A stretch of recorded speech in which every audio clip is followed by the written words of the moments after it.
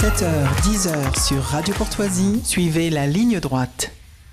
Alors, vous vouliez nous parler ce matin, Liselotte, du remaniement. Voilà, on n'est pas un média traditionnel, mais on va quand même parler des sujets qui tournent en ce moment parce que je dois faire une revue de presse, donc je suis soumise aux gros titres et forcément ces derniers jours, c'est le sujet principal. Mais je dois tout de même vous avouer quelque chose, Corentin, je pense que les médias se sont acharnés pour rien. Le sujet n'a que très peu intéressé les Français. Demandez autour de vous et vous verrez, tout le monde est désabusé. Ce remaniement est une jolie mise en scène, quoique un peu fade.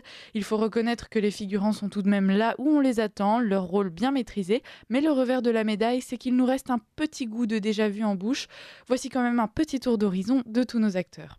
Alors commençons par ce cher Gabriel Attal, bien peu ménagé par la presse aussi bien nationale qu'étrangère. Tout y passe, son âge, ses études, son parcours politique et son orientation sexuelle. Comment passer à côté d'une information aussi majeure que celle-ci pour notre pays ? Le Huffington Post l'a bien compris et explique ainsi que l'homosexualité de Gabriel Attal est un symbole à ne pas taire. Et tous semblent avoir entendu l'appel. Libération titre Gabriel Attal, premier ministre gay, le signe d'une France qui progresse. Alors on ne sait pas vers où, mais allons-y, oui, progressons. Maxime S déclare sur BFM TV « On se félicite qu'une personne ouvertement homosexuelle puisse montrer qu'il est possible d'atteindre les plus hautes fonctions de l'État. » À l'étranger aussi, ça s'emballe. Dakar Times analyse ainsi « Le lobby homosexuel en France ». Il n'y a pas la fin, mais gagne du terrain. Enfin, c'était quelque chose comme ça. Pardon. CNN titre que cette nomination fait de lui l'un des hommes politiques LGBT les plus éminents et les plus puissants au monde. Ils poursuivent en expliquant que l'âge du nouveau ministre cumulé à celui d'Emmanuel Macron est inférieur à celui de Joe Biden.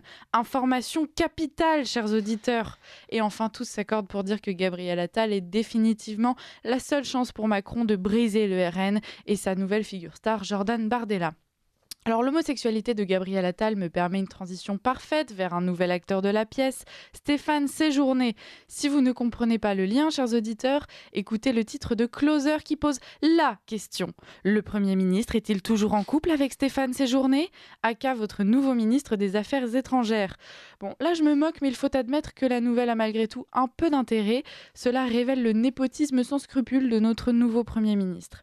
Alors en parlant de famille, il y en a une en revanche qui vient de perdre la sienne. Je parle de Rachida Dati, bien sûr, qui, nouvellement nommée à la tête du ministère de la Culture, se fait dans la foulée radier par son parti, Les Républicains.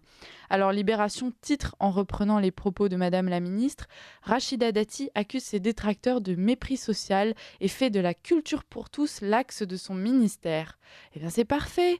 Pour ceux qui pensaient qu'une femme de droite allait révolutionner ce ministère historiquement de gauche, voyez, c'est plutôt l'inverse qui semble se dessiner. Et Rachida Dati est d'ailleurs très précoce. Elle a d'ores et déjà acquis les éléments de langage qui sient à une ministre de la Culture bien inclusive.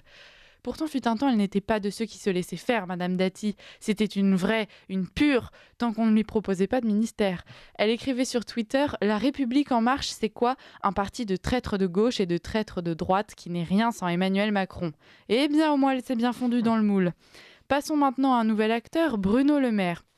Alors lui, il faisait déjà partie de l'ancienne troupe. C'est un vieux de la vieille, le quota stabilité du gouvernement, aux côtés de Darmanin et Dupond-Moretti. Alors j'ai cherché les raisons de leur maintien et j'ai peut-être trouvé des pistes. 20 minutes, titre « Gouvernement Attal, Bruno Le Maire, le ministre de l'économie qui éclate les records de longévité ». Alors on aurait pu rajouter « et la dette nationale », mais bon. Dupond-Moretti, lui, ministre de la Justice, est lui-même en démêlé constant avec cette dernière, alors c'est pratique, il est au cœur du sujet. Et puis M. Darmanin, lui, il s'est bien évidemment illustré en nous montrant qu'il était capable d'exécuter 10 OQTF pour lutter contre ce fameux sentiment d'insécurité. Ouf, heureusement qu'on les garde, ces trois-là. Mes chers auditeurs, je vais m'arrêter là car je ne vais pas vous dévoiler tout le suspense de la pièce à venir et je vous laisse sur ce titre très prometteur de Paris Match. Jeune Premier ministre, Gabriel Attal parviendra-t-il à dompter les Le Maire, Darmanin ou Dati ? Point. Vous faites vachement bien le point. Point. Il faut le faire plusieurs fois. Merci Liselotte Dutreuil. On vous retrouve tout à l'heure pour la zone libre. À Avec tout de plaisir. suite.